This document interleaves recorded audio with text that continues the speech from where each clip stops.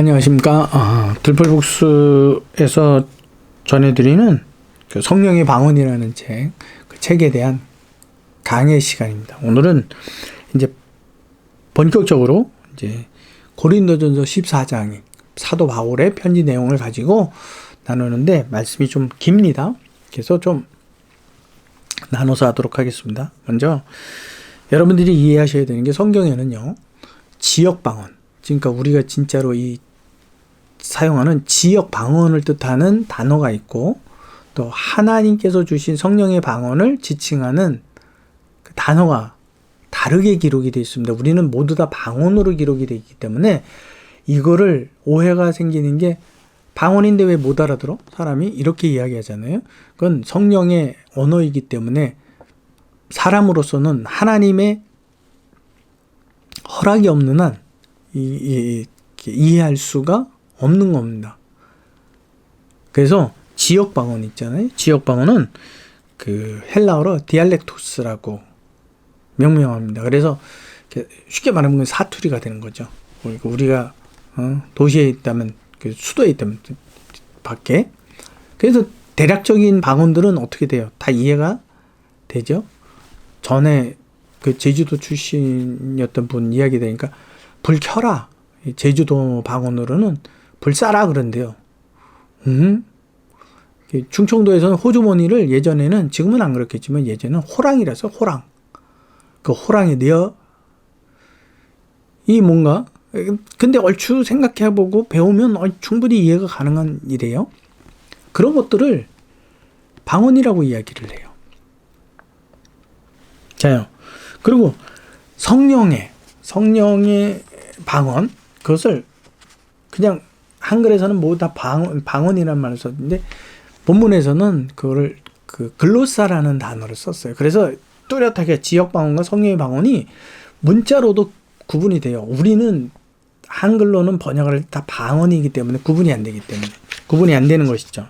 여러분들 이거 꼭 기억하십시오. 그래서 마가복음 16장 17절에 보면, 믿는 자들이 이런 표적이 따르니 곧 그들이 내 이름으로 귀신을 쫓아내며 새 방언을 말하며, 그 새 방언이라는 것이 바로 글로사를 두고 이야기하는 거예요.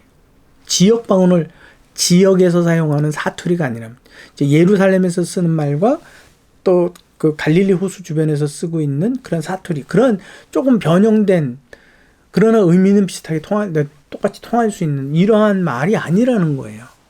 그래서 구분이 됐다라는 거. 일단 여러분들이 그 이해를 갖고 고린도전서 14장을 여러분들이 보셔야 합니다. 그래서 디알렉토스는 지역 방언을, 글로사는 성령의 방언을. 근데 성령의 방언이라는 그 글로사가 때로는 한글 성경에서는 혀, 방언, 이 민족, 언어, 이러한 뜻으로도 또 다르게 번역이 되어 있기 때문에 여러분들이 조금 이해를 하십시오. 그리고 이제 드디어 이제 그 고린도전서 14장 1절에서부터 13절 말씀 나누도록 하겠습니다. 고린도전서 13장 있죠? 방언의 은사보다, 예언의 은사보다 더 큰 은사가 뭐라고요? 바울이 사랑의 은사, 그래서 사랑장을 썼다고. 고린도전서 13장. 왜 사랑의 은사를 강조했냐? 고린도 지역에서 일어나는 그 은사의 분열과, 은사로 인한 분열과 그 분열의 원인을, 예언의 은사가 옳다, 방언의 은사가 옳다, 이런 부분의 문제를 해결할 것이 아니라 그들 안에 무엇이 부족했기 때문에, 그렇죠? 하나님의 사랑이 부족했기 때문에.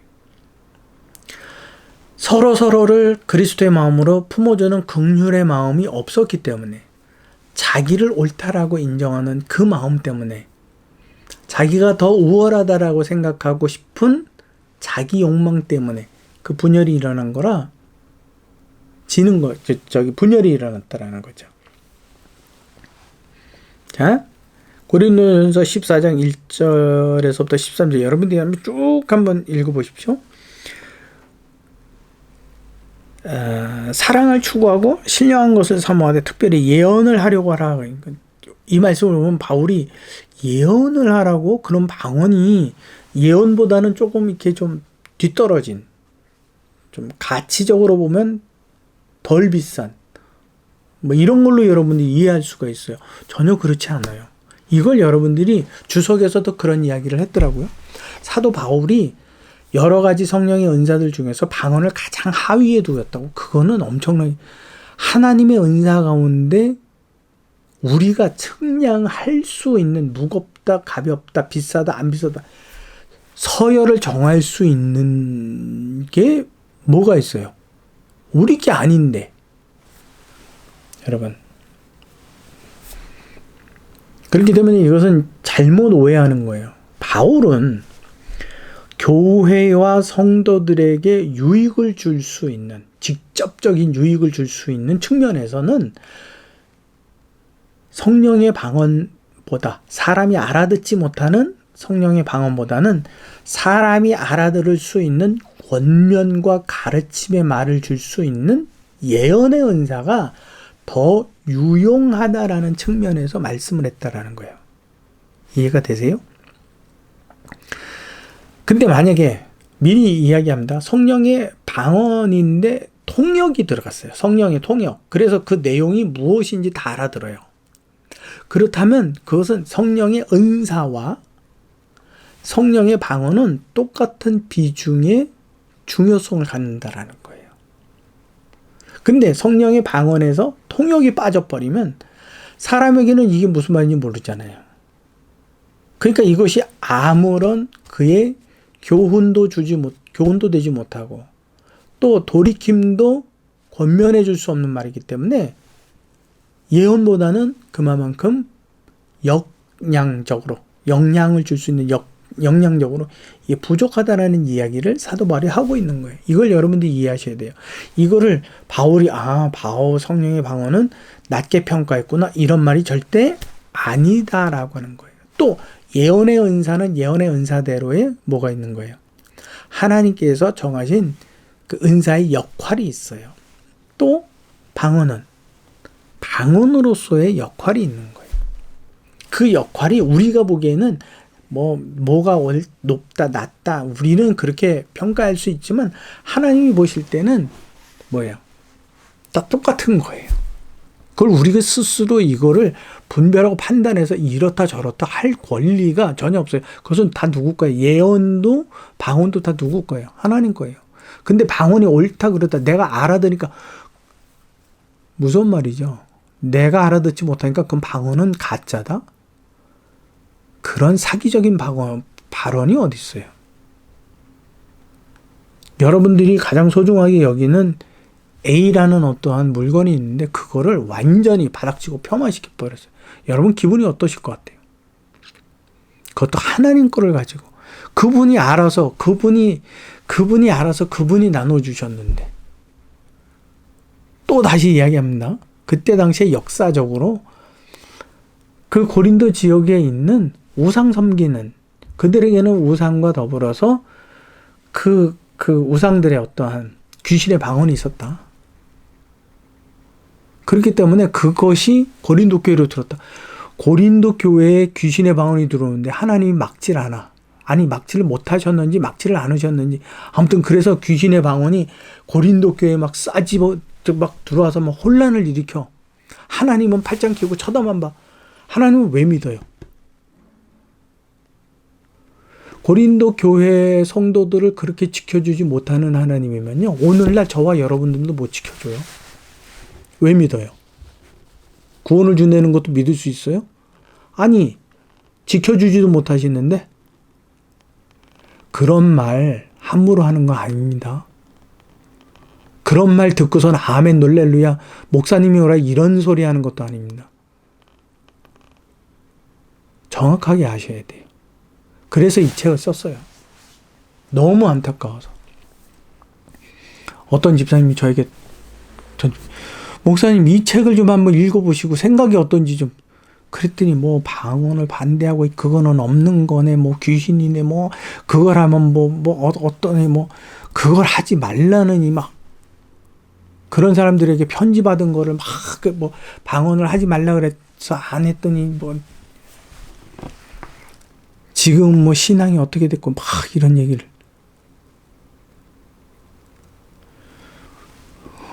제가 이거 화를 내면 안 되는데 싸우자 하는 얘기도 아니고 그죠?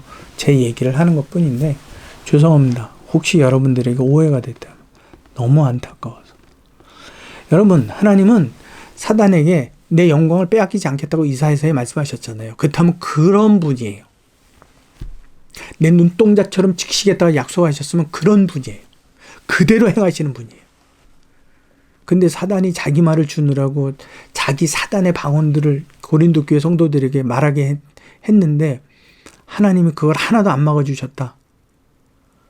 그거는 성경 자체에 해석의 기준 자체가 완전히 잘못된 거예요. 죄송합니다. 잠깐 제 마음을 좀 가다듬고, 그래서 사도 바울은 그럼 방언을 왜 못 알아듣냐? 그거는 하나님의 비밀을 말하는 것이기 때문에 그런 거고, 그 비밀에 대해서 너희가 꼭 알 필요는 없다. 왜? 그것은 하나님의 필요에 따라서 한 거니까. 그러니까 혹여나 너희도 그 방언을 한다면 방언에 통역하기를 구하라라고 사도 바울은 나중에 이야기합니다. 그리고 예언의 본래 의미는 하나님의 하나님 되심을 나타내기 위하여서 증명하기 위해서 주시는 말씀이 예언의 은사라고 제가 말씀을 드렸고, 예언의 은사의 가장 주된 기능은 하나님의 뜻에서 벗어난 그들을 책망하고 권면하여 하나님의 길로 다시 되돌아오게 하기 위해서 하나님께서 말씀하시는 그 위로가, 그게 예언이에요. 미래 일을 점쳐서 아는 게 아니에요. 자꾸 여러분 그 예언에 대해서 여러분 혼란스럽게 생각하시면 안 되는 겁니다. 미래에 점쳐서 아는 거, 그래서 내일은, 모레는, 뭐 한 달 후에 내가 뭐 어디에 집 사고 뭐 결혼하고 어느 직장, 이런 거 여러분 잘 되려고 미신의 점처럼 생각하면 안 되는 거예요. 성경의 예언은 하나님의 권면과 위로의 말씀이라는 거 꼭 기억하십시오. 그래서 방언의 기능과 예언의 기능이 보면 구분되어져 있다라는 말씀이에요. 자, 요거는 이제 고린도전서 14장 14절에서부터 20절까지 말씀이에요. 요때 이제 여러분 잠깐 멈추시고 고린도전서 14장 14절에서부터 20절 그 말씀을 여러분한테 한번 쭉 읽고 그 말씀을 머리에 이제 좀 기억에 남겨두고 이제 이 책을 읽거나 혹은 이제 강의를 들으시면 좋을 것 같습니다. 예배 때 대표 기도를 두고 이야기하는 거죠. 그들이 방언으로만 기도를 했어요. 그러면 듣는 사람들은 뭔 소리야? 언제 아멘하고 어디다 대고 아멘해야 돼? 이게 날 욕하는 거야? 아니면 칭찬하는 거야? 좋다라는 얘기야? 싫다라는 말이야? 반응할 수가 없잖아요. 바로 그거예요. 방언의 은사를 가졌던 사람들이 자신들이 이거를 자랑하고 나타내기 위해서 사람들에게 표본적으로 대표기도 시간에 어떻게 해요? 이런 방언의 은사로 기도를 한단 말이에요. 근데 사실은 자기도 이게 무슨 말인지 몰라요. 다 몰라. 근데 오직 나는 방언의 은사가 있지롱. 이제 그걸 알려주는 거예요. 그러니까 이제 예언의 은사를 가지는데 그게 무슨 은사냐? 방언 이것도 은사다. 니네는 못하지롱. 뭐 이러가면서 서로 분열이 일어나는 거. 여기에 대해서 자기네들끼리는 답이 안 나오니까 누구에게? 바울에게 가서 청한 거예요. 그들이 만약에 이게 사탄의 언어라면 내쫓아야 되는 것 아닙니까? 못하게 해야 되는 것 아닙니까? 그 말에 대해서 바울이 쓰는 거거든요. 그러니까 대표 기도를 할 때에는 반드시 누구를 세워라? 통역을 세워라. 그래서 그 내용이 무엇인지 모든 전 교인들로 하여금 이해하고 알아듣게 해라. 그게 옳은 것이다. 그래서 예언의 은사와 동일한 관점으로 둘 수 있는 것이 방언 통역이다. 이게 매우 중요하니 너희는 방언으로 기도하는 자는 통역하기를 구하라라고 사도 바울이 말씀을 하는 겁니다. 그래서 19절 같은 경우에 보면 1만 마디의 성령의 방언보다는 뭐예요? 5마디의 알아듣는 예언의 위로가 훨씬 더 교회를 위해서 유익하다. 그래서 뭐라고 얘기해요? 교회의 유익을 위해서는 예언의 은사가 더 바람직하다. 그래서 예언의 은사를 구하라고 사도 바울이 권면한 것이지, 예언의 은사가 방언의 은사보다 뛰어나기 때문에 말씀하는 게 전혀 아니다라고 하는 겁니다.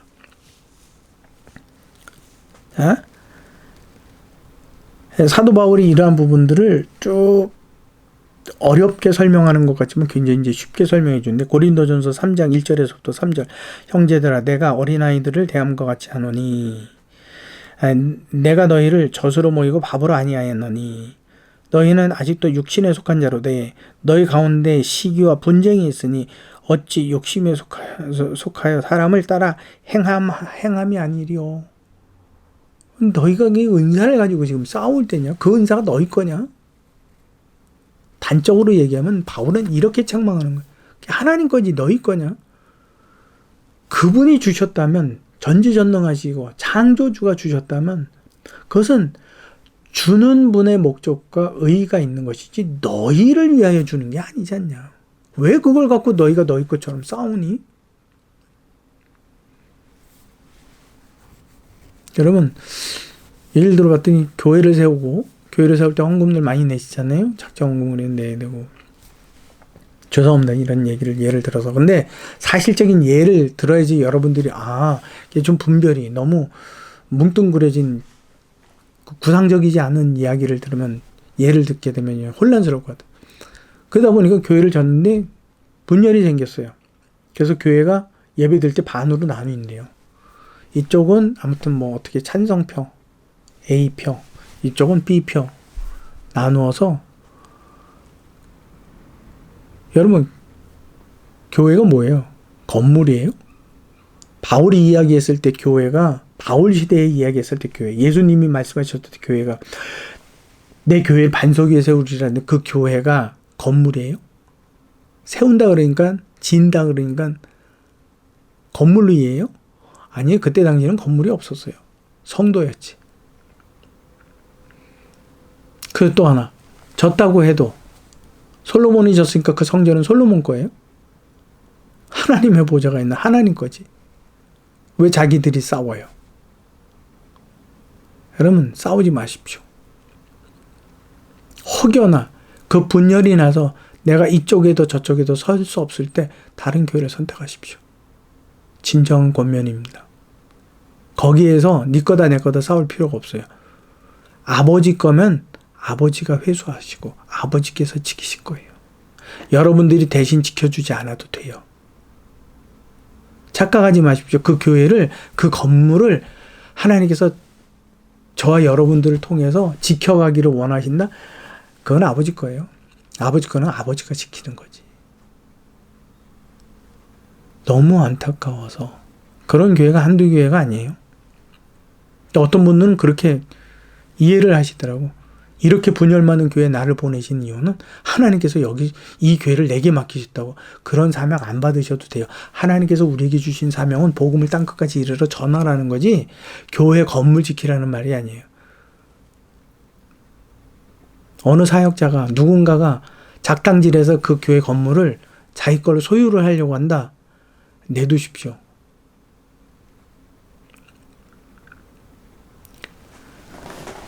예수님께서도 뭐라 그러셨어요? 내 형제와 재산을 나누게 좀 재판 좀 해달라 할 때 누가 나를 그런 일에 재판장으로 세웠느냐?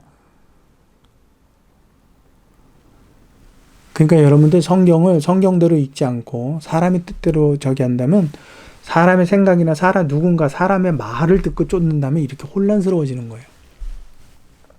이쪽에서 핍박하고는 어떻게 하라고요? 저쪽으로 옮겨가라 그러셨잖아요.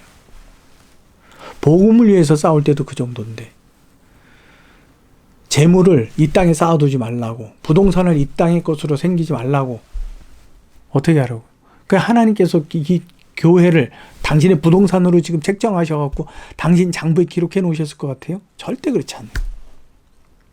여러분 말씀에 기울이십시오. 다른 교회 다니셔도 괜찮아요. 저는 그렇게 이야기합니다. 지금 말세입니다. 지금은 내 겉옷을 가지려고 내 집에 들어갈 시간도 없는 때예요. 그때의 교회 건물을 내가 지키려고 한다. 그거는 옳지 않은 생각이에요. 물론 여러분들이 이런 이야기를 듣고 그거는 당신 생각이지 라고 말씀하셔도 괜찮아요. 괜찮지만 사람의 말을 따라서 이 땅의 교회 건물에 대하여서 내가 하나님 거를 대신 수호해 준다, 이런 생각, 이런 거만한 생각은 하지 않으셔도 된다라는 거예요. 그게 진정 하나님 거라면 하나님의 것은 하나님이 지키시는 분이에요. 그러니까 여러분, 함부로 그런 이야기를 자기 스스로 해서도 안 되고 함부로 그런 말을 하고 다니셔도 안 돼요. 그런 분 몇몇 들었어요. 아, 우리 교회 뭐 어떠다 막 이야기를 하는데, 그런 교회에 나를 남겨두신 이유가 하나님께서 이 교회를 지키라고. 여러분, 하나님의 나라에 들어가는 건 교회 건물이 아닙니다. 성도지.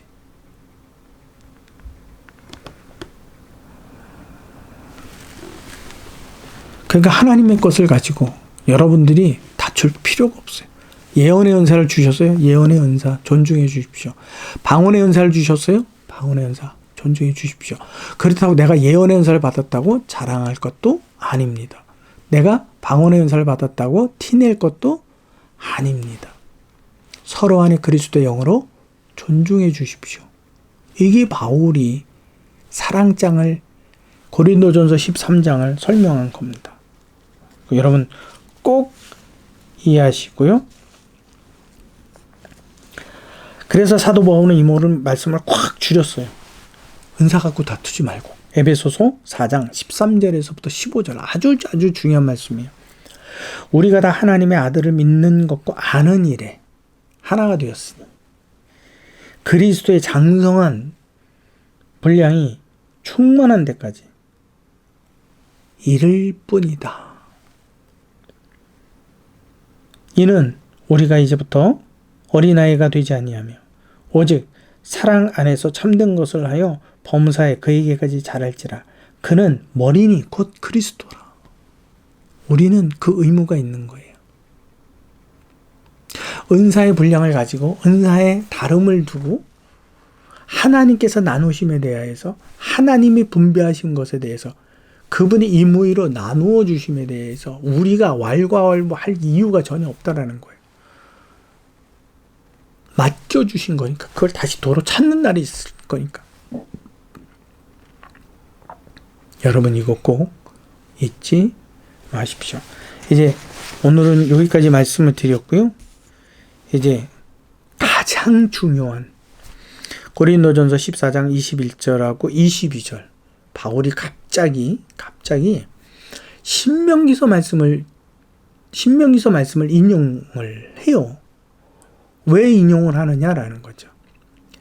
배경은 고린도 교회, 이방인의 교회예요.